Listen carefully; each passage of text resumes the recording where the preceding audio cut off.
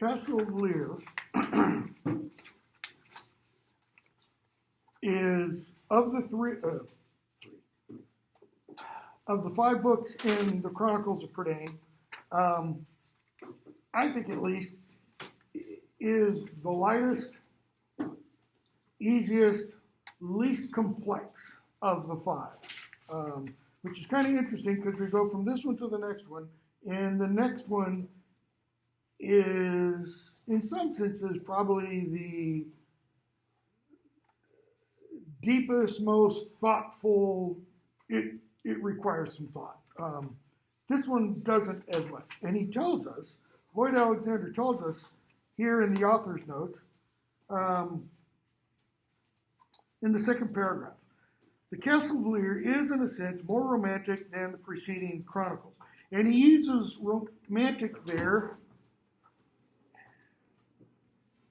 in the modern sense of involving, sexual desire, romance, that kind of thing. Romantic has another sense.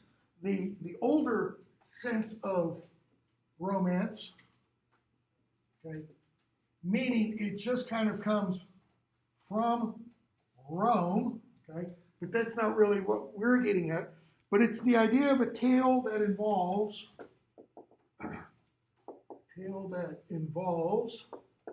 love, okay, fantasy,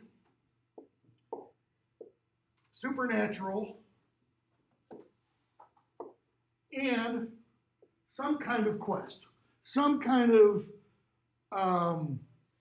object to be gained, some kind of object to be sought after, something like that, something to be achieved, right? It doesn't necessarily have to be like, I've got to go find, the magic golden ring, or I've got to destroy the ring like in the Harry Potter novels. Some goal to be achieved. Well, we've got all 4 of these, right? And pretty soon, pretty quick. He goes on, same paragraph, and says, the mood perhaps is bittersweet rather than grandly heroic, but the adventure should hold something beyond the fairy tale elements, and he's telling us these are typical elements of fairy tales. These are the kinds of things you see in fairy tales. J.R.R. Tolkien mentions some of these in his essay on fairy stories. The typical fairy tale elements of a magic golden bauble, a vengeful queen, a mysterious castle, and rivals for the hand of a princess. And this is the line I wanted to kind of zero in on. The nature of fantasy allows happenings which reveal most clearly our own frailties and our strengths. Okay? The inhabitants of Prydain are fantasy figures. I hope they are also very human. The nature of fantasy allows happenings which reveal most clearly our own frailties and our own strengths. When we were talking about Tolkien's essay on fairy stories, we talked about escapism. We discussed some of the charges against escapism. That it was, you shouldn't read escapist literature, you shouldn't see escapist films. Martin Scorsese hates what has happened to filmmaking. The Marvelization of film, etc. Because it's not set in this world. It doesn't deal, he thinks, with this world problems. Okay? Well, that's part of the negative jab against escapism. It doesn't deal with this world problems. He just said, it reveals most clearly our own frailties and our own strengths. Now, what could be more real world than those? Those deal with our inner worlds, all right? Tolkien said in the fairy story essay, and we didn't discuss this part, I had it written up on the board, in talking about fantasy for adults, fairy tales for adults. He said, for creative fantasy is founded upon the hard recognition that things are so in the world as it appears under the sun, upon a recognition of fact, but not slavery to it. Okay? And he says that, I think in the same paragraph, where he mentions Lewis Carroll. the author of Alice in Wonderland and Through the Looking Glass. What do you know about Lewis Carroll? Anybody? What did he do for a living? You know what he taught? Geometry. Geometry, okay? That is not fantasy, right? That's not escapism. Geometry deals with physical kinds of laws. You can't make it up as you go, all right? So he says, Carroll's works, he was able to write what he wrote because he was so, based on this, the hard recognition that things are so in the world as it appears under the sun.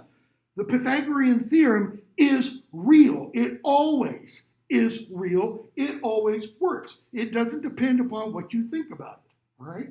So let's look at this briefly, and then we'll get into the castle here, because there's a lot going on in this novel.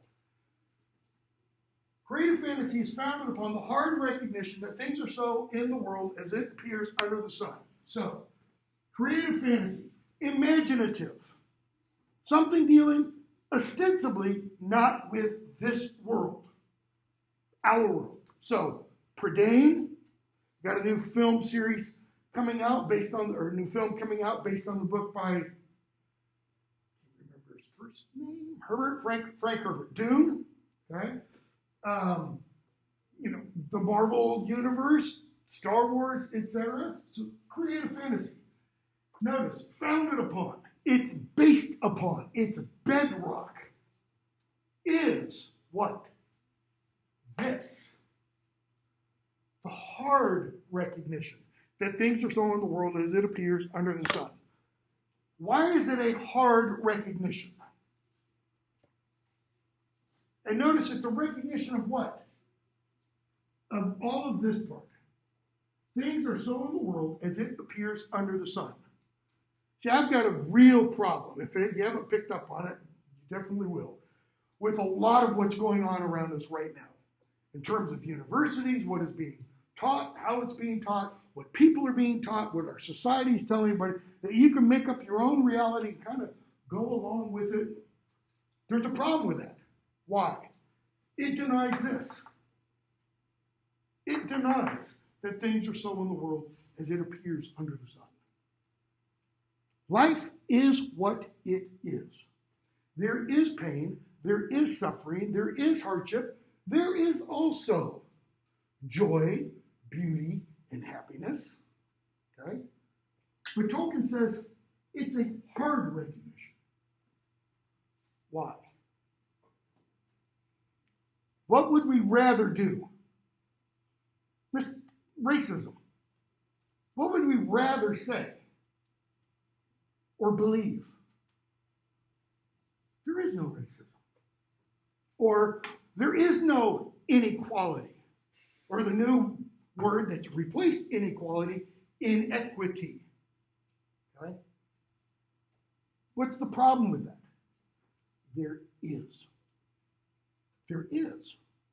You got to deal with it. So somebody will say, members of my own family, extended as well as, nuclear. Such and such isn't fair. Really? Life isn't fair. Tell me life is fair. Prove to me. We can't. And it never will be. Ever. Okay?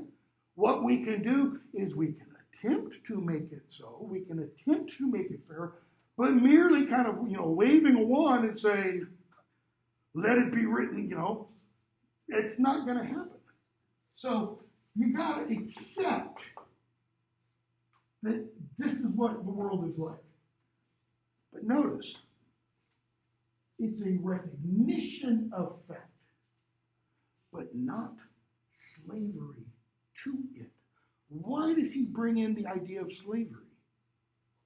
He's saying, you don't let this do what? Control you. Bingo. You don't let it control you. Go back in time. Not 20 years, 30 years, 40 years, 50 years. Go back in time 80 years. 1980 years from now. 1941. Jim Crow laws were the rule of the land in the South. Okay? You can go up 70, go back 70 years, 1951. What began happening, started a little bit earlier, but really took off in the 50s. Louder. Civil rights movement. Why? What's the name of the woman who refused to sit in the back of the bus? Rosa Parks. What did she say no to?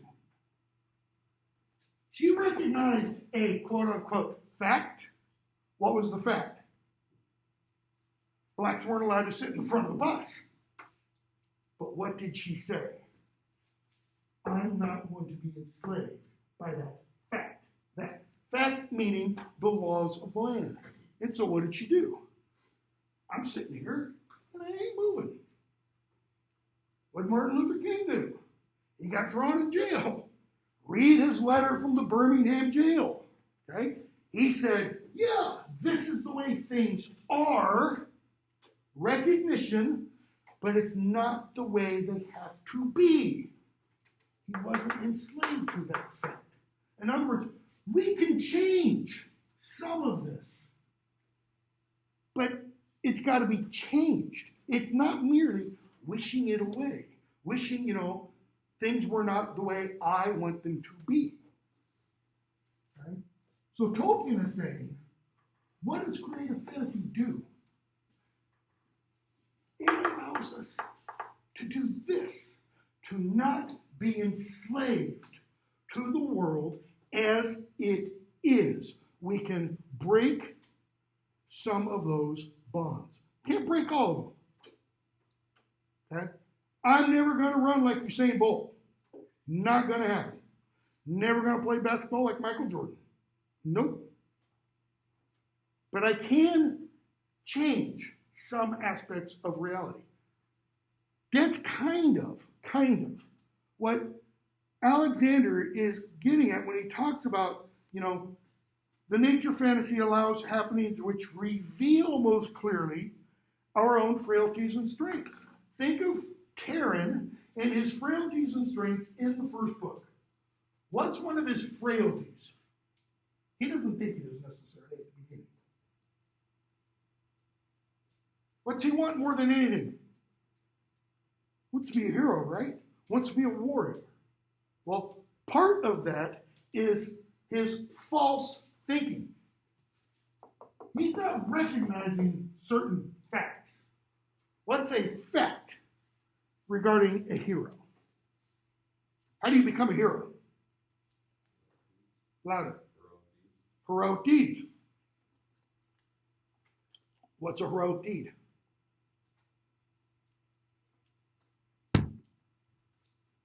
What does and some of you might really disagree with me, and that's fine. But what does every real/true hero do? And it is an action. It puts somebody else's life before his or her own. Okay? We since the pandemic started, we got all the stuff. Oh, so-and-so are heroes. Teachers are. Almost said something I shouldn't say. No, they're not. What are teachers doing? School teachers, K through 12.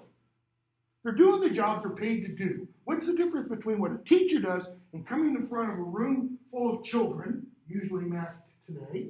How's that different from,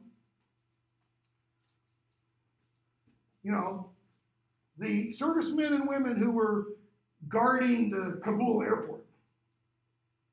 Are those teachers in front of those children lives on the line? No.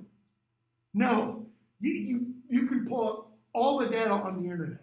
What are the odds of catching COVID from an 8-year-old? Nil. Literally, you've got greater odds of being hit by an asteroid. You, individually, by an asteroid. What does that mean? 0.00000. Okay. But if you're in the armed forces and you're in Kabul 2 weeks ago, what are the odds of? You're pretty high up there. Okay. So you know, it's this idea of putting yourself on the line for somebody else. One of the Marvel movies has just an absolutely fantastic line. And it's Benedict Cumberbatch, Doctor Strange, thank you. And it's when Doctor Strange is talking with bald lady. What's her name? I can't. The sorceress, whatever her name is. Okay, and she tells him this one point. It's not about you, Stephen. Because everything in his life is what, man? It is all wrapped up around himself. I'm the greatest, neurosurgeon in the world, and I can drive this car really fast on windy roads and blah, blah, blah, and it's all, and she's like, you got to go both literally and figuratively outside yourself. And he learns how to do that. And his perspective gets a little wider. Okay? He goes outside himself. We're going to see that happen. Partially in this book, but it's going to build. Okay? He says, in here, something about final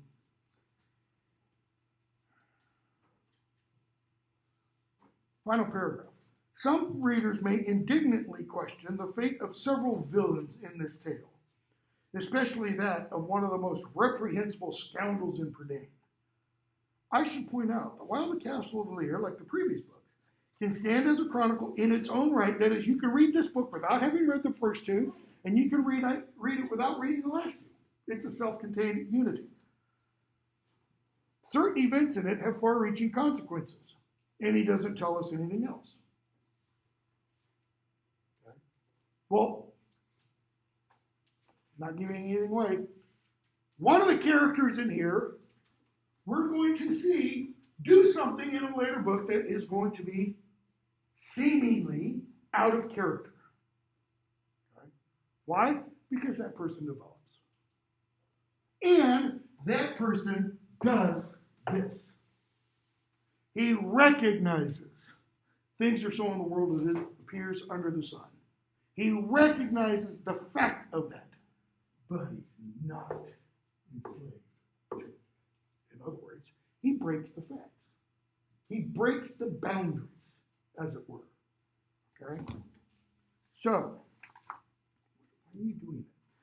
So, and I thought there was another map in here so that we saw, and it's not in the back, and I forgot to bring my other book, so that we could see, where the Isle of Mona is in relation to the rest of Prydain. So here's the Isle of Mona, and here it is over here in this little bay. And this is telling us this is where Lear is. Well, the rest of Prydain's all over here. Here, Dalton is like 2 books off to the side in terms of a map, all right? So, we begin chapter 1, Prince Rune. And we find out very early on, first page, Eilonwy's leaving. Okay. And she's going off to the island of Mona, to the island kingdom of Mona. For what reason? What does she need there? What can she get there that she can't get at Caer Dallben? How to be a lady. How to be a lady. Why can't she learn that at Caer Dallben? Because there are no women. There are no ladies to teach her how to be a lady. Taryn's not going to do the job, right? Okay, Call, maybe he could teach her something, but no. Dallben, 381 years old, no. She needs a woman to teach her how to be a woman. That is, you don't just grow up naturally and it all happens. It's not only biology. Okay? So, middle of page 4. Because it's not only about being a woman, it's also about being what? A princess. I don't care about being a princess, she says. And since I'm already a young lady, how else could I behave? Notice what she's thinking. A young lady is merely what?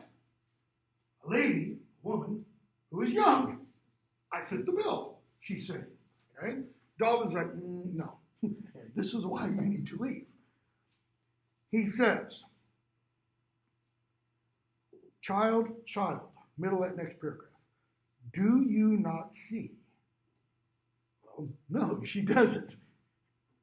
And it's going to take the whole book for her to see. This is recovery, by the way. For each of us comes a time when we must be more than what we are. What? How can you be more than what you are? What was Eladir throughout most of the Black Culture? And you can use, somewhat off-color language if you want.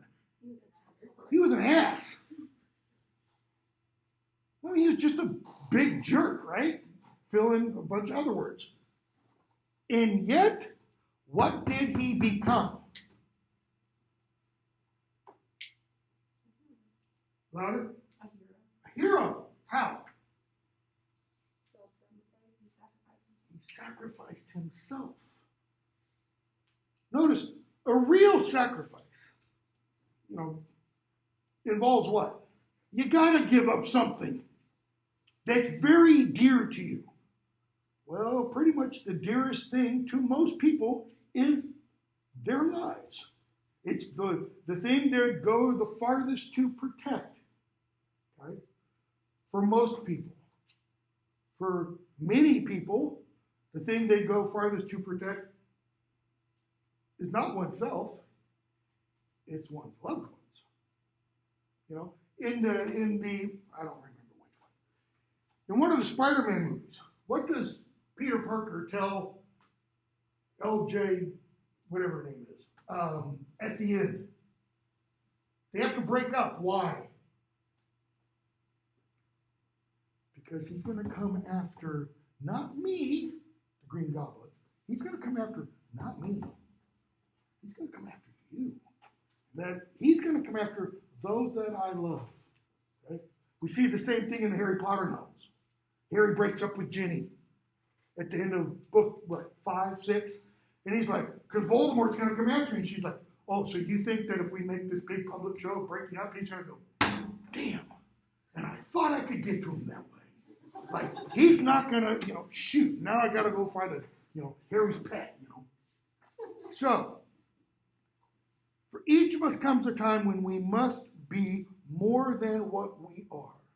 Now that involves growing, but what else does it involve? Transformation. We got to change. And he turns to Taryn. Watch over her carefully. What does that imply? Taryn's in charge. How do you think Alami takes that? No. Right? Taryn, the princess Alami shall go safely to Mona. And you return safely. That is, and I want you back here, etc. So, bottom of page 5. Taryn's talking with Call. And he's kind of, talking to him about what? I can't wait till she leaves. All she does is chatter, chatter, chatter. It'll be quieter. That it will, says Paul. Less to worry about. Yep, that too. It's for the best. Yep. What does Call see that Taryn doesn't? What does Call see through that Taryn doesn't? You don't want her to go. You're saying all this to try to do what? It's like Bilbo giving away all these presents on his 111th birthday so that he could just slip one more, the ring, in the mix. Okay? Terrence coming up with reasons why she should go. Why? Because he doesn't want her to go. Terrence, says, I shall miss her. Call. Did you tell her that? No. It may be, says Call. We know least what we treasure most. See, what did Terrence think, previous book, was the thing he treasured most? The brooch. What does he come to realize? I didn't actually. I thought it was the most important thing to me, but it wasn't really. And even although we teach them, it wasn't the most important thing to you. Think about it, Taryn. If you'd really had to give up the memory of a summer's day, what's the difference between giving up that and giving up that brooch that Addie gave you? This is something external to him, right? But that memory of a summer's day, that's part of you, man. She says that would be terrible to give up something like that. We know least what we treasure most, but we will have more than enough to keep us busy when you come back. And you will learn, my boy, there's nothing like work to put the heart at rest. In other words, and when you get back, you want to talk about slavery? I'm going to work you, kid. Okay? Nothing like work to put the heart at rest. How does work put the heart at rest?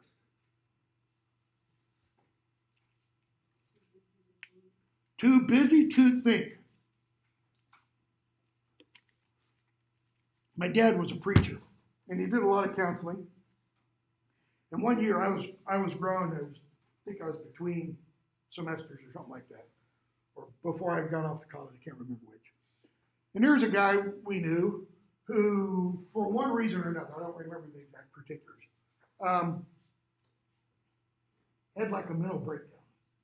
I mean, not quite enough to go off to the asylum kind of thing, but was just having a real hard time struggling.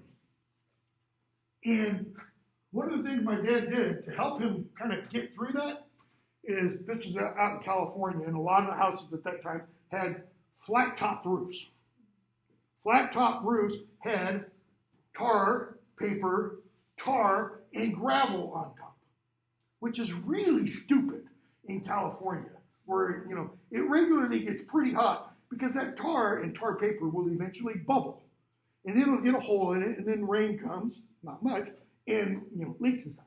Well, one summer when this guy had this problem, Dad put him to work. Paid him, but put him to work. And he redid the entire roof. Now, this is a small house.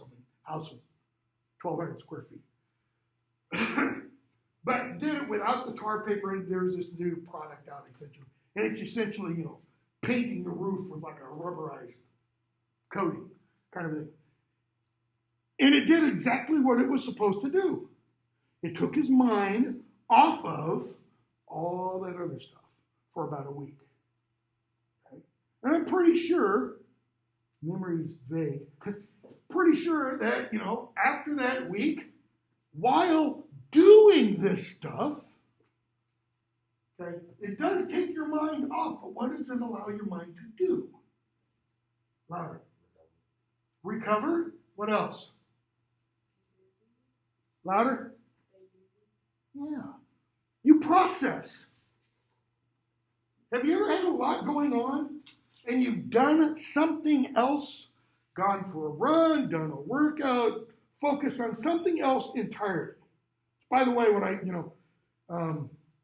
other classes when I require papers, I tell the students, once you finish your paper, set it aside. Do something totally different. Don't even think about it. All right? Then go back to it. A couple days later, just assuming you're finishing it before an hour before it's due. Go back to it a couple days later, then proofread it, because what will happen? Oh my God, left out this word and that word, this misspelling, blah, blah, blah. fix it. Okay? Terran, I suppose so. If you say so. What does Terran mean? Yeah, right. What does this old bald guy know about, affairs of the heart, so to speak?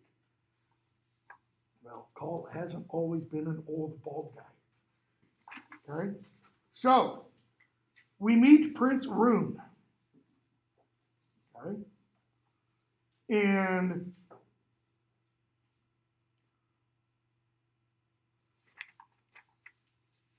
let's see here. Page 10. I'm not talking about, how Rune first appears, other than what we see here on page 10. Terran's talking with Eilonwy about him. And Terran says, bottom of page 9, Prince of Mona indeed. He's no more than a Prince Ling. What's the Ling mean? A little prince. A baby prince. A wannabe prince. A clumsy, muddle-headed baby. Commanding the voyage, because he's in charge. If the sailors listened to him, we'd be aground in no time. I've never sailed a ship.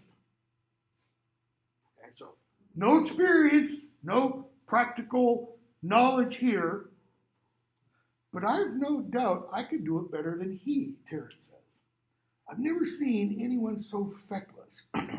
Eilonwy, feckless? He does often seem a little dense, but I'm sure he means well.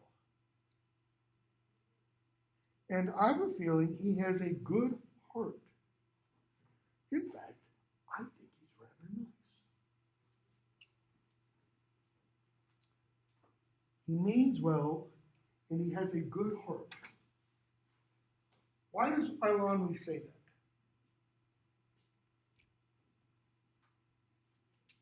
Does Terran usually mean well? When Terran jumps into the briar bush to go after whatever's there, he means well, right? He thinks he's saving Gwydion's heart, saving Gwydion's life. Okay? What else? He has a good heart. And then she says, I think he's rather nice. Setting up what? Terran, Rune, competitors. Terran, I suppose you do, because he gave you his arm to lean on. A gallant, princely gesture. Lucky he didn't pitch you over the side. It was polite, at least. What does Terran know about things like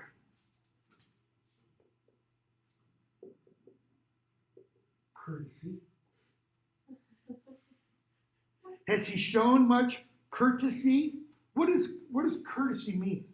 Where's it come from? What's the root of it? Court. And what's the root of that? Cool. Heart. Okay. It's kind of the behavior of the heart of the court. Now, it's not the definition. It's not the etymology of it. I'm saying it's kind of implied there. Well, what's the heart of the court? King and queen. Okay. It's their behavior that then gets picked up, that is modeled by them, that gets picked up by the members of the court. So if one is courteous, one is showing noble behavior. Or royal behavior, if you want. Go back to first book. Remember the sword? Durnwin? Who can wield it? Person who is of royal birth. And then Eilonwy says, well, it doesn't literally mean royal birth. Like you don't have to go to Ancestry.com or 23andMe or whatever and get your DNA checked. It's a person of royal worth. Okay? And what does Terran repeatedly kind of wonder about himself? And he actually says this a few times. I could be descended from royalty. never know, right? He doesn't have proof to the contrary. As long as there's not proof to the contrary, it means what? There's that slim chance. Okay?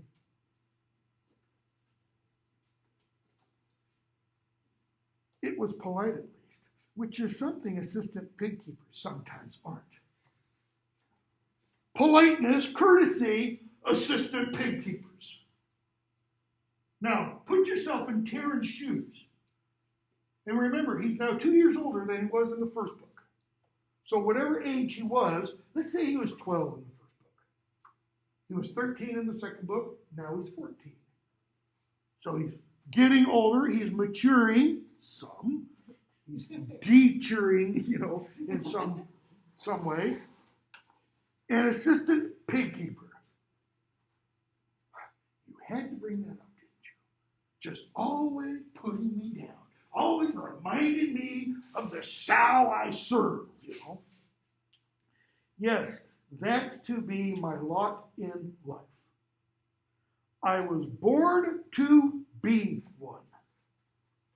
See, this is getting at that whole idea of what is one's purpose. Just as the princeling of Mona was born to his rank. Notice what Terran is equating. What he does with his worth. Okay? He's equating what he does with Rune's birthright. And we could talk about, why, it is unfair for there to be status and class in societies. And we could read, Karl Marx and the whole 9 yards, which is where, by the way, the whole idea of class comes from. Okay? Prior to Marx, in the Middle Ages, people didn't talk about class. They didn't say, oh, I'm from the lower class, I'm from the middle class, I'm from, Watch Monty Python and the Holy Grail, and the scene where the guy's, marching in with the coconuts, and we get the people being repressed, and all the language there about repression is from Marx, okay, which is what makes it so funny, because it's Marxian language being used in the 11th century. Hilarious scene, by the way. Look it up on YouTube. So, he's born to his rank as I was, what's Terran implying? Born to be an assistant pig keeper. Any of you ever seen Knight's Tale? Heath Ledger? What does he think he was born to be? Nobody, right? A Thatcher. Because his father was a Thatcher. That's why his last name is Thatcher. So if your last name is Thatcher, it comes from what you did. Sherman comes probably, most genealogists / etymologists say this, comes from shearman, the person whose job it was to shear sheep. Okay? If your last name is Sawyer, S-A-W-Y-E-R, that means you worked sawing, cutting logs, right? All those kinds of things. Miller, it's pretty clear. So, he's a king's son. And I don't even know the names of my parents. There it is again. Who am I?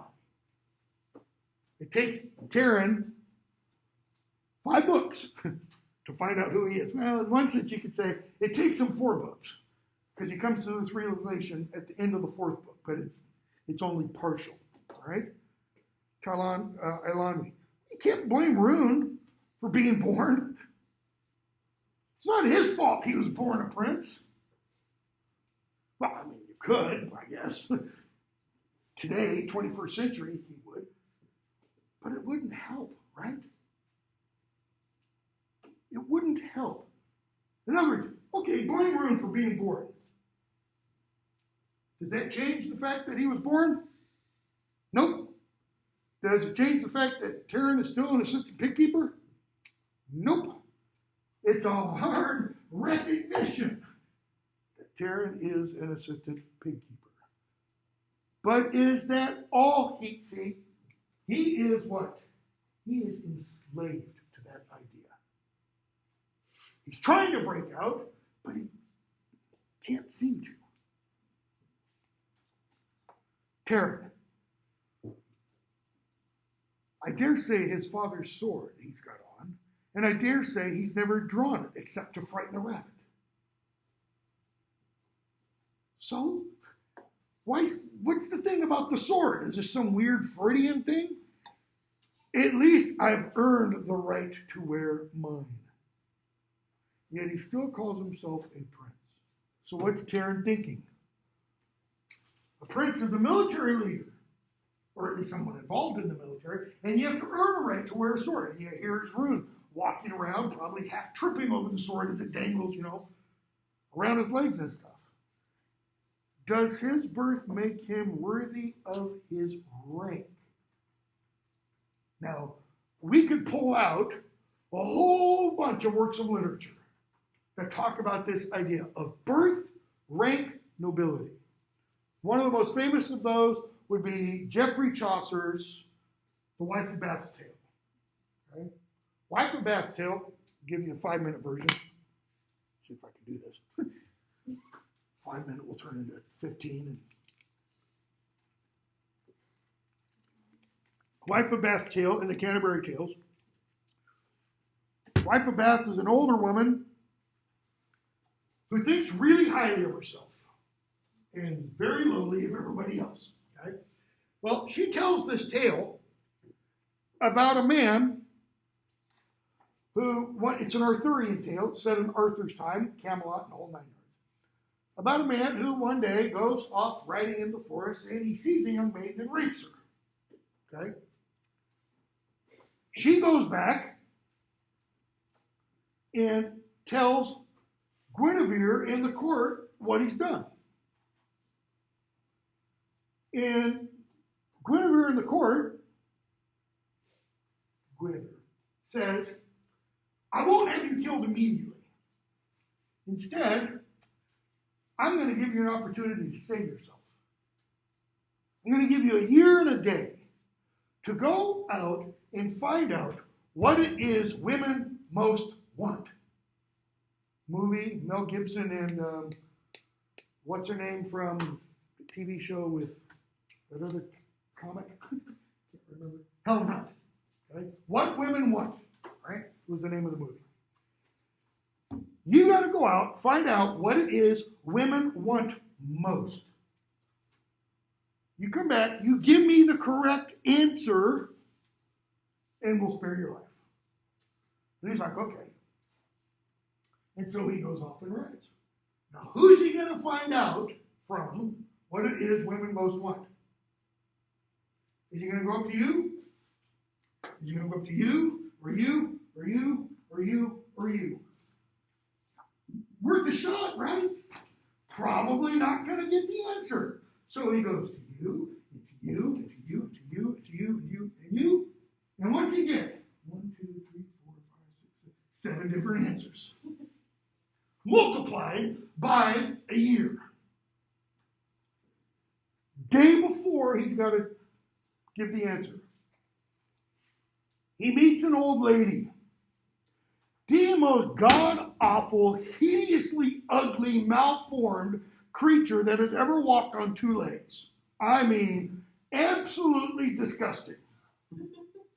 And she says, I'll tell you what you want. But you have to promise to do something in return. You have to promise to marry me. And he's like, immediate death or marriage to a foul old hag. But not immediate death. Death, foul old hag. And he's, and he chooses foul old hag. Okay? She tells him what it is women most want. He goes back to Guinevere and he tells her, women want mastery in marriage. That's it. They want to rule the roost. Right? And Guinevere's like, damn. Who told them? Who gave away the goods? And the old lady comes and says, he promised he would marry me if I told him the answer. And so now the court says, you got to do it. Bear in mind, marriage isn't simply I do rings. What else does it imply? What must happen for the marriage to be real? It must be consummated. You got to sleep together. You got to have sex. Real sex, not playing around, not oral, real, penetrative, the whole 9 yards. Okay? And he's like, no. No. Okay? And she launches in the bedroom scene into this big, long thing about his idea of nobility. Because he's noble. He's of noble birth. And she's like, here you are. You think you're the greatest. You think you have this great nobility. And yet, you won't even hold to your word. And she brings in Jesus. And inasmuch as you do it unto the least of these. Okay? And she goes, if you were really noble, if you had real, the word she uses, this is a very important word in medieval English literature, gentilessa. If you were a real gentle, it's where we get gentleman from. If you were a real gentleman, you would fulfill your oath. And he finally says, you're right. Not because she beats him down. She convinces him that everything he has sworn by is false if he doesn't do what she asks. And he does. And just before they have sex, she's like, then you get the prize behind door number 1. Look. She tells him, back up for just a moment, 6 minutes. She tells him, okay, I'll give you this option. You can have me true, faithful to you, but I'll be ugly, I'll be like I am now.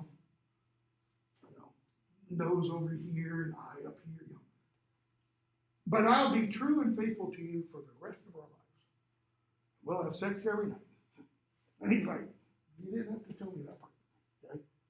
Or you can have me the amalgam of every swimsuit model that has ever walked the face of the earth.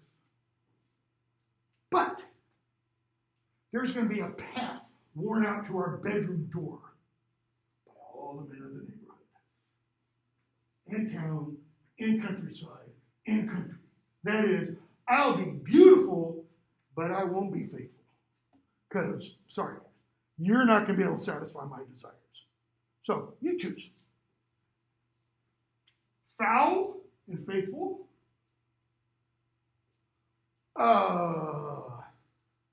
Lusty and lascivious, You choose. And he says, I can't choose. You decide. What has he just done? He's given her mastery in marriage. He gave her the choice. And she goes, you get beautiful, drop dead gorgeous, and faithful. Okay? The point of the whole tale, okay, and let me, very briefly, she then undercuts all of this. She's the wife of Beth. She's had 5 husbands. The one she has now isn't her husband. So there's a parallel with the Gospel of John where Christ meets the woman at the well who's had 5 husbands. The one she's now with isn't her husband. Okay? The wife of Beth completely undercuts that by later on saying, marriage isn't worth blah, blah, blah. So she gives this great tale and then undercuts it. It's one of the things Chaucer does throughout the tales. But the whole point of her tale is nobility, honor, courtesy are all dependent upon what? Not one's birth. They're all shown by one's actions, how one behaves. See, Terran's wrapped up with what? Birth. Birth. My worth is determined by who my parents were. Right? Prince Gwydion would be nothing if his father weren't the High King. What do we know about Dalbin's birth? He was found. He's a foundling. He's an orphan. Okay? So, does his birth make him worthy of his rank? As worthy as Gwydion, son of Dawn? Notice, what is Gwydion's worth from? His relation to his ancestors. Ilan, Prince Gwydion is the greatest warrior. Hail Gwydion, you know. You can't expect everyone to be like him. And it seems to me that if an assistant pig keeper, notice what she says the next several words, does the best he can, and a prince does the best he can, there's no difference between them. What did Gwydion say when he realized what Terran intended when he jumped into the briar bushes? He says, I take the intent for the act. You intended to save me. Therefore, I will take it. I will act as though you saved my life. Implying that Terran, in Gwydion's eyes, did what? He was willing to sacrifice himself for Gwydion. She's kind of telling Terran, quit looking down on Rune. Okay, he might be a bumbling idiot, but he intends well. His heart is in the right place. Terran, no difference? What do you mean there's no difference? You spoke well enough of Rune. What's he implying?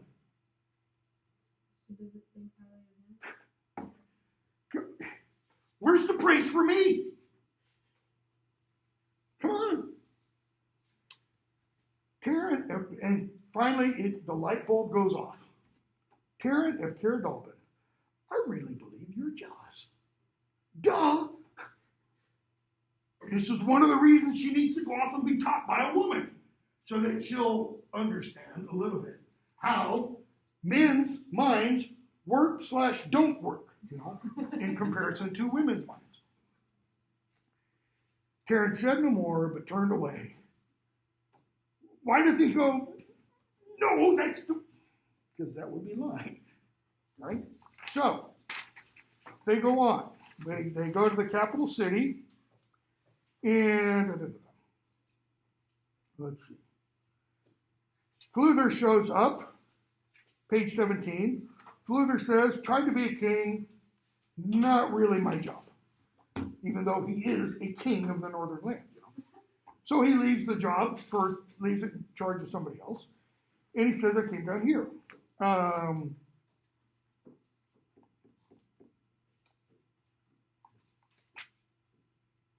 They talk about the chief steward. Fluther says he, turned me out of my lodgings and such. And Terran's like, Fluther says that. Terran's like, I can't believe that. I mean, he seemed to really be on top of his job and such. Terran meets Gwydion in the guise of a cobbler, a shoemaker. Bottom of page 20, just before the end of chapter 2.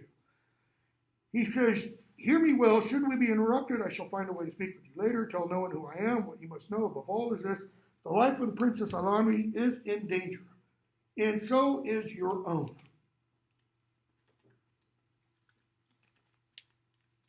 So, we almost have the whole gang back together again, right? Who's missing? Dolly. So, chapter 3. Shoemaker. Gwydion talks about, there's a plot on Eilonwy. We're going to skip a bunch. Chapter 4, they have the feast. And Arlanwi is here. Taryn follows Meg. We're going to skip a bunch again. Chapter 5. Arlanwi's gone. End of chapter 4. Taryn bursts into the room where the king and queen are, and he asks, "Where is Arlanwi? Where is Meg? He's made off with her. Turn out your guard, help me find him." Okay? So they go to Meg's room. He's not there. And King Rudalum, page 42, is like, "It is odd that Meg should not be here." Kind of showing what? Maybe the apple didn't fall that far from the tree. That is, he seems to be a little like Rune. Okay? He says, "Okay, he'll be found. You shall repeat your tale in his presence." That is, we're going to find Mag, and you're going to tell him what you just told us. Okay? And Taryn says, "You're not going to find him." He says, "We need to find Meg. Where is your war leader? That is, where is the leader of your war band?" That's Meg. Taryn's like, "Great." All right. So they order warriors. And since the war leader, Meg, is not there to lead them, who does the king put in charge? Does he put in charge Taryn? No. Why not? He's just a kid, for one thing. Why else?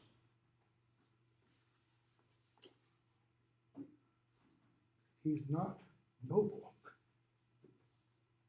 Okay. So, Rune gets put in charge. He's the son of a king. He's the prince. Taryn, what?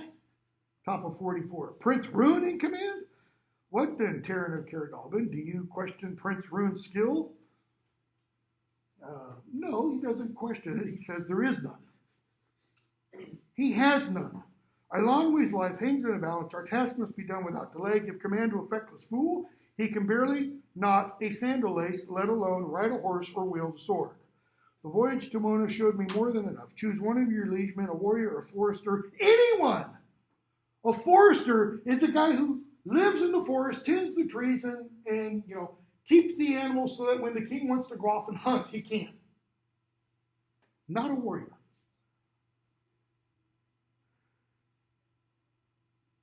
Anyone save, that is, except Rune. And then he stops. Why? He's gone too far. Catches himself and says, "Dalbin has my oath to protect Arlanwi, and I say what is in my heart." Meaning, I kind of apologize. That wasn't smart of me to say what I just said. Were I to say less, I would fail my duty. If I am to suffer for my words, then so be it. Sorry, King, O King, to have to be the one to tell you your son is a freaking moron. Once again, you speak the truth.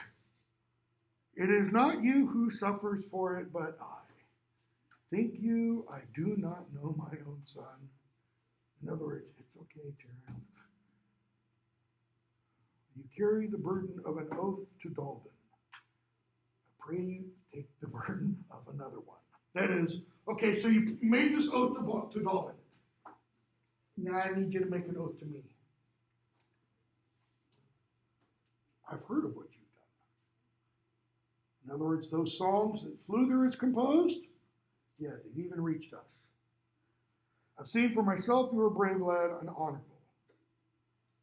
He says, my master of horse is a skillful tracker. He'll do most of the work. Prince Rune commands in name only. He's a figurehead. Does Prince Rune know he's a figurehead? No, he doesn't. I would entrust my son to you.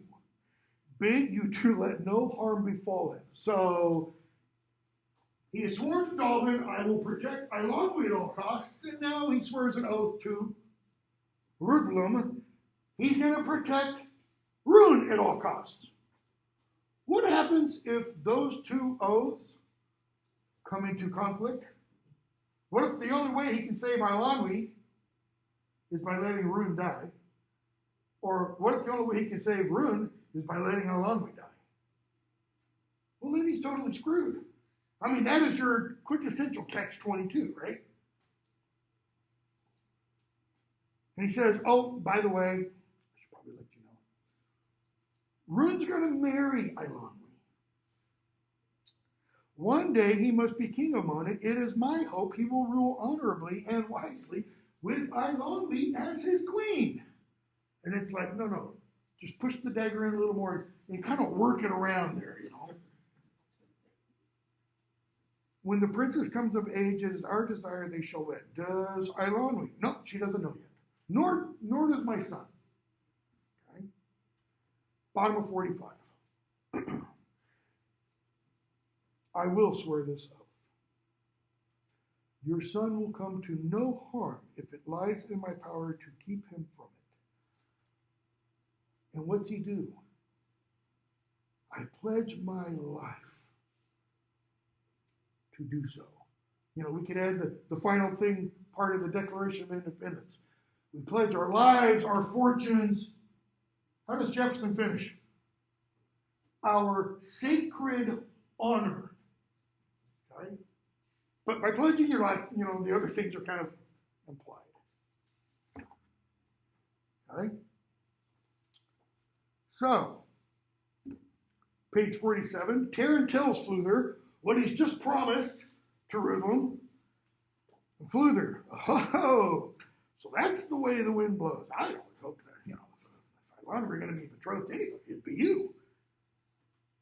I mean, despite all the squabbling and bickering between the two of you, what's the squabbling and bickering meant to tell us? They're meant for each other. See or read Shakespeare's Not Much Ado About Nothing. Benedict and Beatrice, who on the surface can't stand each other. But the reason they can't stand each other is because they secretly love each other. Okay? Same thing. Classic type. Why? Because we see it all around. Have you not known people that kind of have done this? Okay. So, Taryn says, do not mock me. Eilonwy is a princess, or Eilonwy, I should say, is a princess of the House of Clear. You know my station as well as I. My station, what does that mean? My social status, my place in life, which is what? Assistant pig keeper. Such a hope has never been in my mind. As I used to say as a little kid, liar, liar, pants on fire. You know? Yes, it has. It is only fitting for Eilonwy to be betrothed to one of her rank. And he rides away. And notice, Fluther, who is substantially older. So you say, so you say. Look closer into your heart. You may find your opinion to be somewhat different. Go back a few pages to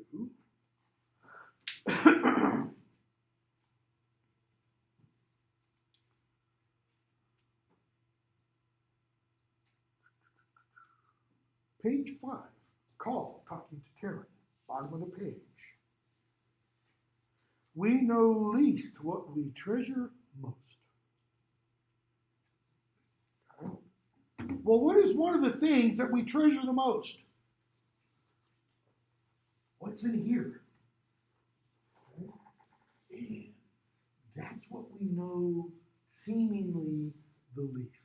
The things that we keep, hidden inside. So, they go on.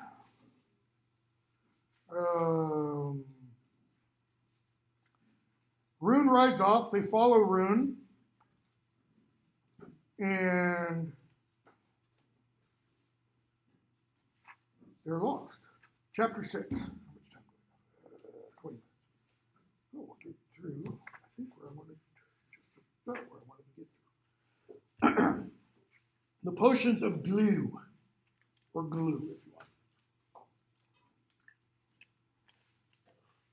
You have to wait for the morning, and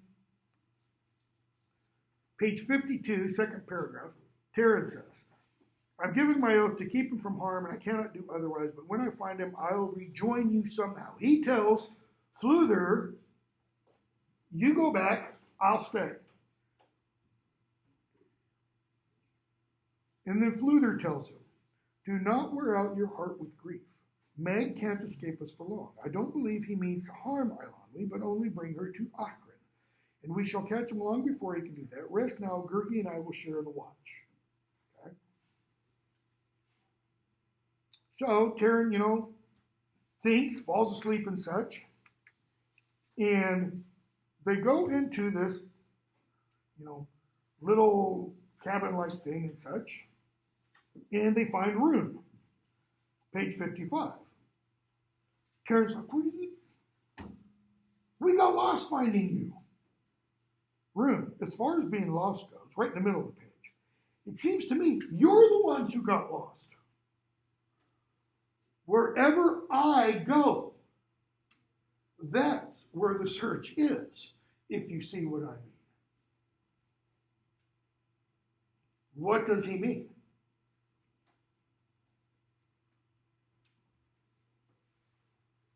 How can it be wherever he goes, that's where the search is? He's in charge. He's the leader of the search. The problem is everybody didn't follow him, which is a sign of a not good leader. Okay? After all, the one who's in command, Terran, yes, you're in command, oh wise prince,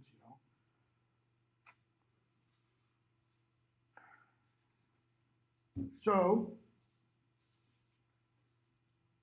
they find a book, start to read it, bottom of page 57. Somebody named Glue talks about potions that make yourself bigger.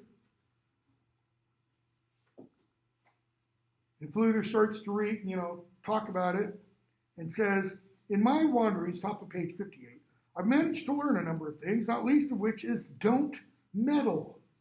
That is, keep your nose out of other people's /things business. I fear that's exactly what this fellow Glue did. Indeed, what he sought was a potion to make himself bigger and stronger. If those are Glue's boots over there, he surely needed one, for he must have been a little fellow. All right? They keep reading and talking. They talk about the mountain cat, and the mountain cat began to grow, page 59. Lion began to grow. Glue mentions he was obliged to make a new cage for her, still another, etc., etc. And what do we see? We get to the end of that chapter. Something jumped at them, and chapter 7, the lair of Cleon. That's where they are. Lair, the nest, the bedding place. Okay? Terrence, pulls his sword out, and the mountain cat has become what? Mountain cat's like probably like something like a bobcat. So not very big. I've got a cat at home, it's about 20 pounds. It's an orange monster, like this. This thing is probably more like a cougar at this point, right? Big cat. Okay. So, what saves them from Cleon? Or who saves them from Cleon? Fluther playing his harp. You've all heard the phrase, music hath a charm to soothe a savage beast. If you haven't, now you have. See, watch one of Mel Brooks's all-time best films, Young Frankenstein, where Frau Blucher plays a violin And what does it do? It calms the monster and draws the monster back to the castle and such. Okay? So whenever Fluther plays, the cat kind of starts to fall asleep. So he keeps playing, and Taryn and Gurgi and Rune leave. Okay? And Fluther tells him, I'll keep playing while you guys leave. And they're like, what about you? He's like, don't worry about me. Okay? I'll play as long as I can, page 67. By then, if she's decided not to gobble me, she may go out hunting. Don't worry, if the heart fails, I'll think of something else. What's he doing? He's putting his life on the line for theirs. Okay? So, page 69. Taryn and Rune talk. Rune speaking, if it hadn't been for me, let me back up. I can guess what you're thinking. If it hadn't been for me, you wouldn't be in this plight. And I'm afraid you're right. Okay, remember what I said earlier? The thing, Carl says, the thing that we treasure the most is the thing we know the least. And I said, it's in his heart. Well, the thing, literally, that Taryn treasures the most is Eilonwy.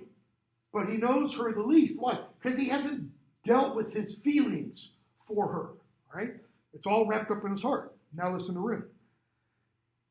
I can guess what you're thinking. If it hadn't been for me, you wouldn't be in this plight, and I'm afraid you're right. It's my fault things turned out as they did. What's he doing? And I don't mean the next line, I'm asking for your forgiveness. Rune's turning inward. That is, he's looking inside and seeing what? He's not perfect by any means. He's acknowledging his frailties. Go back to the author's note. He's acknowledging his frailties, his weaknesses, his problems. I'm not the cleverest person in the world. No, Sherlock.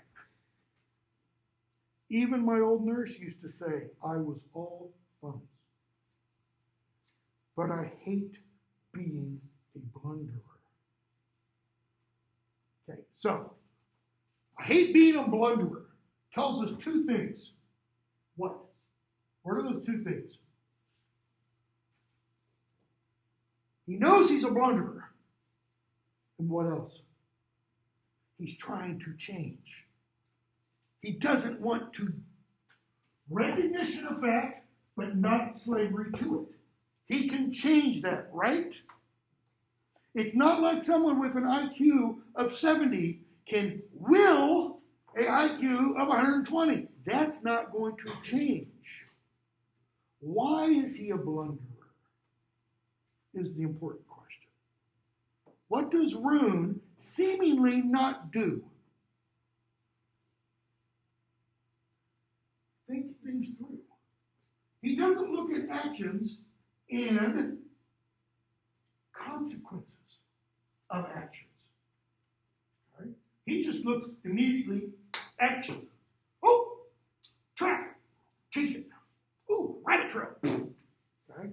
And goes off. He doesn't think, I could get lost. I hate being a blunderer. It's not what people expect of a prince.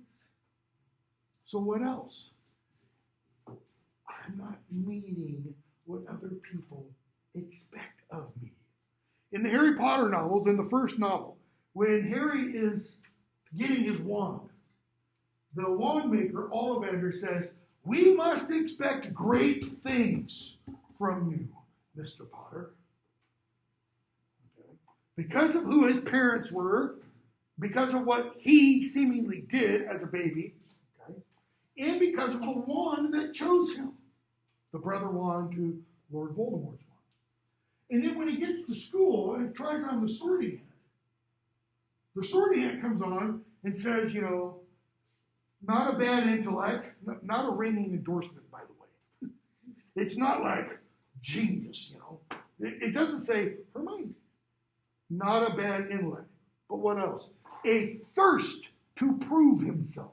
Why? because of what little he so far has been told about who his parents were. Okay? And because of what all of Ezra said. We must expect great things from you. All right? So, he knows what the expectations are. I didn't ask to be born into the royal house. That, at least, wasn't my doing. You can stop blaming me for that, kid. Right? Nobody in this room asked to be born. Nobody in this room asked to be born into the family they have, into the body they have. Okay? I'm partially colorblind. My family and my extended family, my brother and sisters, they would always, Ted, what color is this? Kind of a thing. Okay? And my kids still do it. All the time. All right? And they're all in their 20s. Right? All that kind of stuff. We don't ask for it. It's just, here's the deck. Play with the cards you have. What else? But since I was born into the royal house, I want very much to be worthy of it. I want to be worthy of what? Of being called prince, of being called royal. In other words, he says, there's this ideal attached to that. And I want to earn that. Go back to the wife of Bastille that I mentioned. She tells the young knight, you think that you have gentilessa and nobility simply because who you're descended from. And we could talk about the royal house of Windsor if you wanted to. Okay. Prince Charles and his siblings, for example, kind of have acted much of their lives like, we don't have to do anything to show we're royal, but Prince Charles's sons have acted a bit differently. Leave Harry aside. William, at least. Because William didn't do all the stuff with hookers and Las Vegas hotel rooms and all that kind of stuff like Harry did. William has seemed to place great emphasis on, I know what these expectations are. And by God, I'm going to be different than, what's come before, so to speak. As his grandmother did, Queen Elizabeth. She has really seemed to, from when she took over at 25. So, Taryn, if you want to be worthy of it, then you shall. What's Taryn telling you? What did Gwydion tell Taryn about his jumping into the briars? He took the intent for the deed. Taryn is saying, if you really want that to be the case, it will happen. Okay? Suddenly and strangely touched by the Prince of Mona's frankness, and not a little ashamed of his own unkind thoughts about Rune. Okay? What were his thoughts based upon? Jealousy. What else? Simply by what he could see. What could he not see when he was making all of those judgments about Rune? His heart. There's a meme. Be kind to everyone. You don't know the battles they're facing. Right? None of us knows, what difficulty each person has. Some of you, it might have been harder as hell to get up and make it to class this morning. I know I've had students where, the very fact that they show up, that's a huge achievement. I ask your own forgiveness, Terrence says. If I envied your rank, it was because I believed you held it as a lucky gift That is, you got the birthright lottery,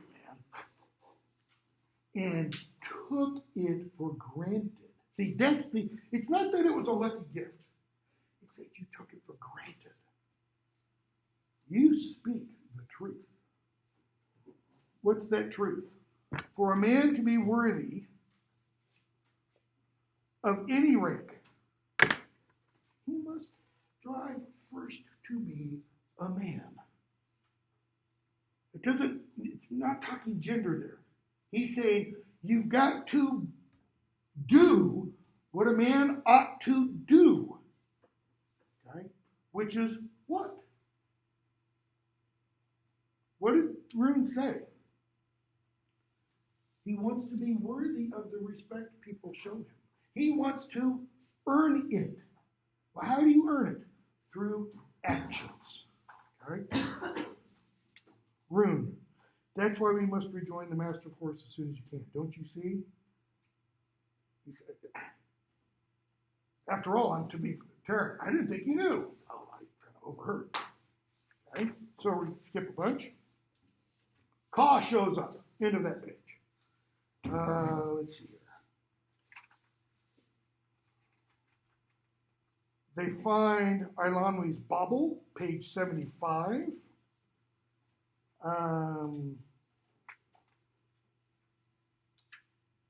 They find fresh tracks, and I think, if I remember right, we'll stop there. We'll pick up with chapter 10. Today's Thursday, Tuesday.